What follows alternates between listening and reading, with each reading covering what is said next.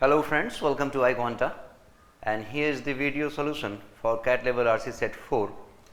And those of you who have already attempted this, you must have felt possibly that it was comparatively easier than the other sets, and this is from a comparatively recent CAT paper. It's from 2017, and the passage is actually before we start discussion. Those of you who have not attempted it so far, you can pause the screen and read the passage, and then you have to pause the screen here as well and finish the passage. And only after you have read the passage, we can talk about it.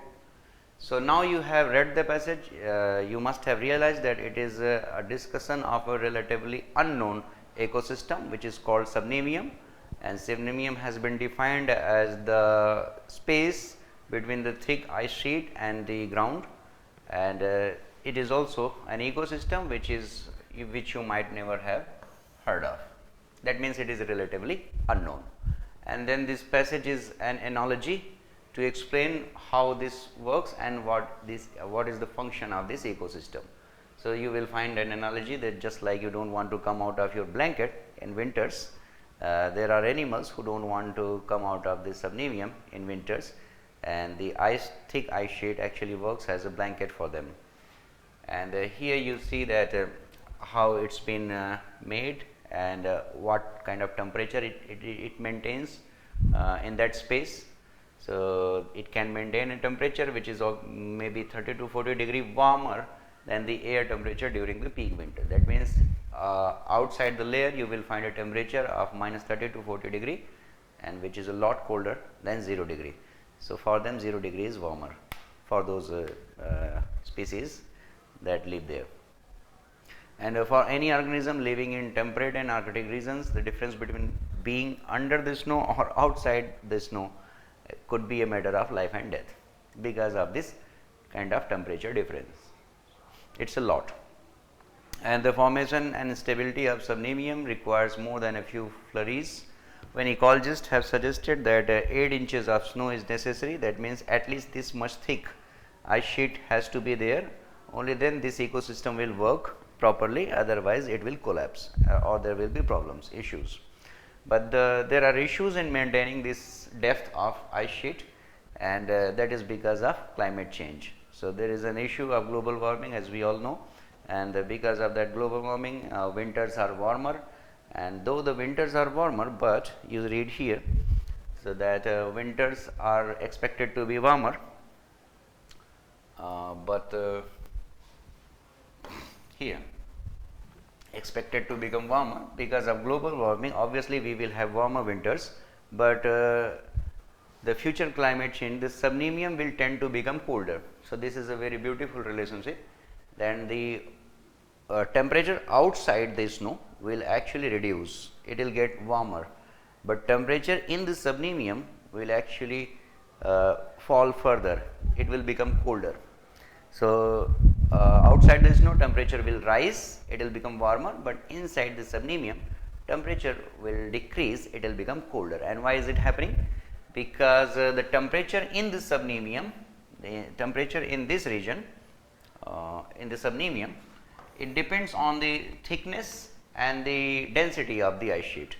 So thickness might also reduce because of increase in temperature, plus its density will increase, and increased density will make it colder, and the relationship has been explained here. You can just like here. So when the rain falls on snow, it increases the density of the snow and reduces its insulative capacity, and hence it will be colder. And a colder, then the effects of a colder subnemium are complex and basically bad, they are not going to be good, because why these animals or why these species are hiding in the subnemium? Because they are taking a refuge in this area, they want to keep their bodies warm. But if this entire area gets colder, it will be of no use for them. So it will be as good as outside the snow. And so this is a rarely known ecosystem, or relatively lesser known ecosystem, which is being affected by the climate change, and the author is discussing basically about that. Now let us jump to the questions. So, the first question is that the purpose of this passage is to which of these? So, introduce readers to a relatively unknown ecosystem, the subnemium. Some of you might have gone with this choice, maybe. And B says that explain how the subnemium works to provide shelter and food to several species. Some of you might have chosen this as well, but this is, I mean, not as strong as A. And the correct answer, although, is option C. It says that outline the effects of climate change on the subnemium. That is exactly what the author is trying to do. And this kind of question is actually very important, the purpose. And it's a very important word, not only for this passage, but for any other passage. Before you start answering the questions, you actually need to understand the purpose of this passage, purpose of the author behind saying what he is saying. Until and unless an author is lunatic, which in most of the cases they are not, so they will have a purpose behind saying whatever they are saying. So, you do not talk without any cause, without any purpose. And understanding the purpose is actually very important, whether there is a question on it or not, because it will help you answering all the questions below the passage, because most of the questions revolve around the central idea or the main idea. Then it will help you understanding the correct answer and which one should you guess. For example, like in this case, some of you might feel that the author has actually introduced readers to a relatively unknown ecosystem, the subnemium. Is it true? Has he introduced us to a relatively unknown ecosystem which is called subnemium? Yes, he has. This option is true. The author has done this. But the question is it the purpose of the author behind writing whatever he has written? So, he has written 6 paragraphs just to introduce a relatively unknown ecosystem. Was it his purpose? Do you feel like that? You should not feel like that, because he has raised his concern that this global warming is actually affecting even this relatively unknown ecosystem. So, its effects of global warming are comparatively visible in other kind of ecosystems. Near the Arctic, it is very much visible and apparent. Even near the equator, the effects are very much apparent and visible. But even this relatively unknown ecosystem, which is called subnemium, is being affected by this climate change. So, no one is safe, and this climate change is affecting even to this relatively lesser known region. So, his purpose is not to introduce, he has done this, but it is not his purpose. His purpose is to outline or explain the effects of climate change. That is his purpose is. And the B says that explain how the subnemium works to provide shelter and food to several species. This is just a point made by the author that actually this subnemium is very important for many species. So, it is also true that subnemium is very important for many species. Their life depends on this, but the author does not intend to tell you this. He intends to outline a rather important subject matter, which is climate change, and how that climate change is affecting even this relatively unknown or relatively lesser known region. This is bogus. It says that the author is trying to draw analogy between effect of blankets and humans. Those of you who have gone with this choice, God save them. I cannot do anything for them, because these kind of answers should not be considered. If you have selected B and A, it's okay, I can understand, but if you select D, then you are my friend. So, let us move to the next question, question number 2. So, all of the following statements are true except. So, let us read these statements. A says that the snow depth and snow density both influence the stability of subnemium. Yes, it is obviously true. We understand the relationship between the density and the depth.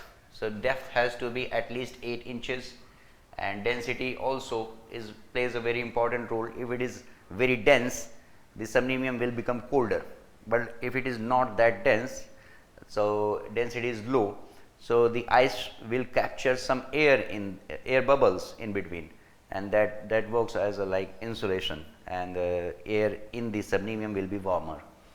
So, it has to be of a certain density, not very dense ice. And B says that climate change has some positive effects on the subnemium. Nowhere in the passage the positive effects of climate change have been discussed, and this is an answer to which you can answer based on your common sense. Common sense, which is not very common, is required to answer this question, this kind of question, that how can this climate change has any kind of positive effect on anything. It's a villain these days. It's the global villain. It's a villain of this planet Earth, and it will do nothing positive for Earth. So, it cannot have any positive effect on the subnemium. It will be bad for subnemium, and that is the subject matter. In the last question you just answer that the effects of climate change on this subnemium, and here you say that climate change can have some positive effects on subnemium. How can this be true? You are contradicting your answer to the previous question. So, this is obviously not true, and we are looking for something which is not true. So, all of these statements are true except for one. So, that is here. So, B is not true, and C says that the subnemium maintains a steady temperature that can be 30 to 40 degrees warmer than the winter air temperature. It is true. You know how it keeps the subnemium keeps the temperature by a margin of 30 to 40 degrees up. And D says that researchers have established the adverse effects of dwindling snow cover on the subnemium. Yes, they have. Maybe in the last paragraph, fifth or sixth paragraph, they have discussed the adverse effect and how it has affected the subnemium. The dwindling snow cover has affected the subnemium, has been covered in the fifth and sixth last two paragraphs. And let us move to this next question 3. It says that in paragraph 6, the author provides the examples of crowberry and alpine azalea to demonstrate that which of these. So, which of these he is trying to demonstrate. So, let us refer to this paragraph 6 for this, and if you read the paragraph 6 is actually the last paragraph. Let us count it. So, this is the first, second, third, fourth, and here you have this fifth and sixth. The sixth is basically the last paragraph, and here you find the mention of these two shrubs, alpine azalea and crowberry, and these are shrubs. And the effects of a colder subnemium are complex. For example, shrubs such as this and that grow along the forest floor tend to block the wind. That means they also work as a sheet, insulation sheet between the outer air and the subnemium. So, it is also very important. These shrubs are also very important. They play an important role in that maintaining the temperature inside the subnemium, and they retain higher depths of snow around them. That is how they help it. And this captured snow helps to keep soils insulated because they captured a lot of snow. So, that means they must have increased the thickness of the ice sheet, snow sheet, and then it has increased the insulation capacity, and increases plant decomposition and nutrient release. So, that is also helpful in that, because warmer temperature will help in decomposition and providing nutrient.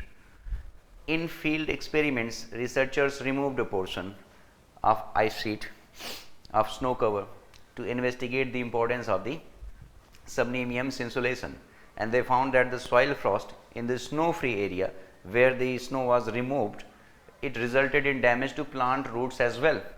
So, you see that it's a supplementary kind of relationship, a complementary, maybe complementary kind of. So, they both complement each other.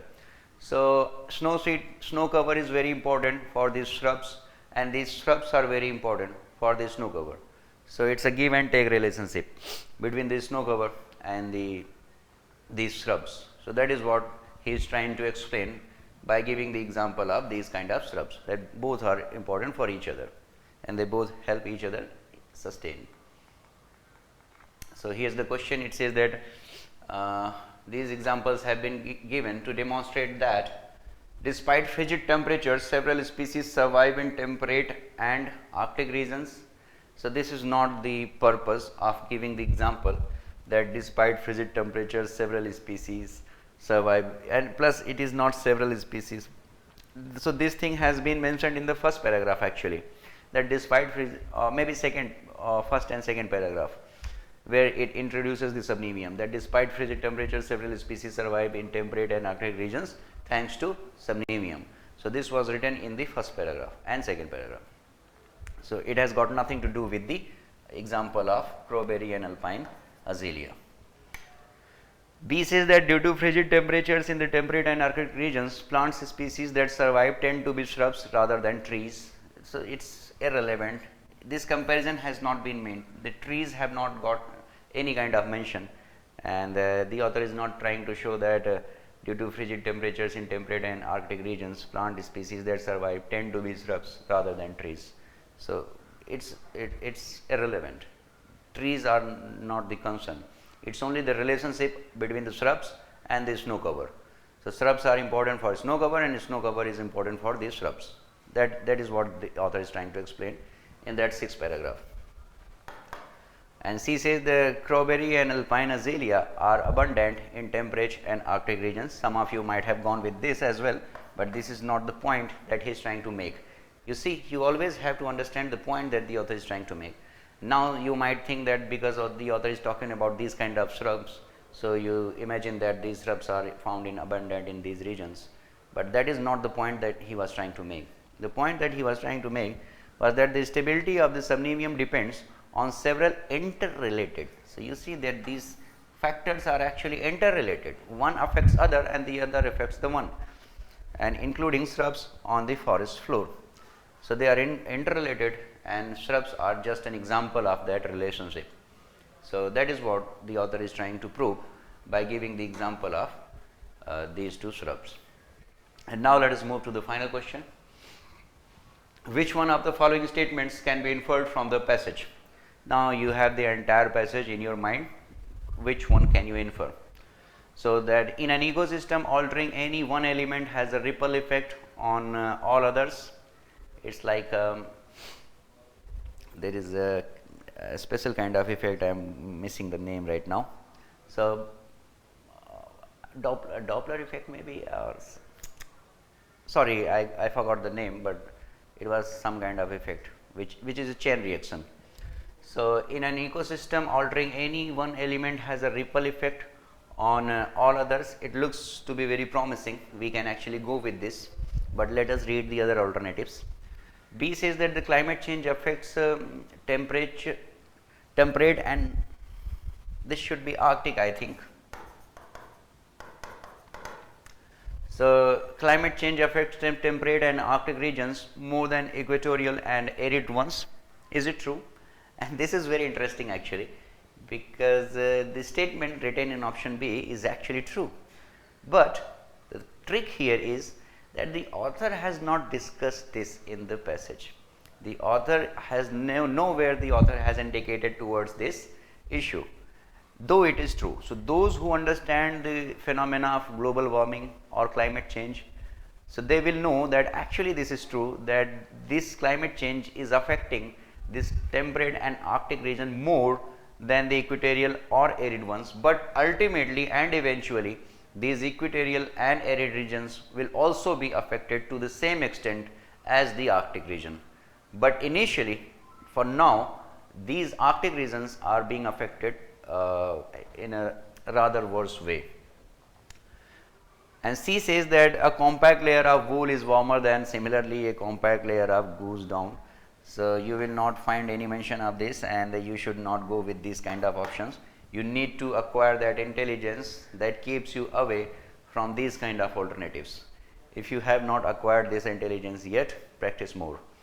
These kind of alternatives have to be avoided. You should not worry about them. And D says that the loss of the subnemium, while tragic, will affect only temperate and Arctic regions. So you see that this claim has also not been made in the passage, that it will, here it says that it affects it more than the equatorial region, and this says that it will affect only temperate and Arctic regions. So this is rather bad. B was somewhat true, but this is not even true, because ultimately and eventually it will affect the equatorial region and arid region as well. So wherever you find these extreme examples, like all regions, only this So, these kind of alternatives usually not true, they are not correct. So, now it is easy to eliminate D and C, we are left with B and A, and as I said that B, though the statement is true, but the author has not highlighted this in the passage, rather he is more worried about showing the relationship of the interconnected ecosystems.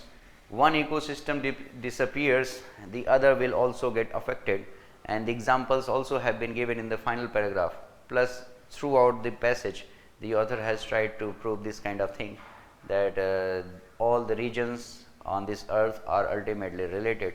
If one gets affected, the other two will get affected. So, it will kind of have a ripple effect on all the others. That is the point that the author is trying to make, and these kind of alternatives are something that we should infer.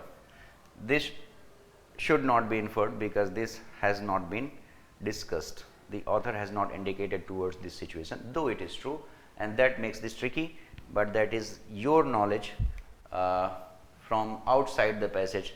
This thing has not been captured in the domain of the passage. So, overall I would rate this passage to be an easy one, and these kind of passages work to motivate you.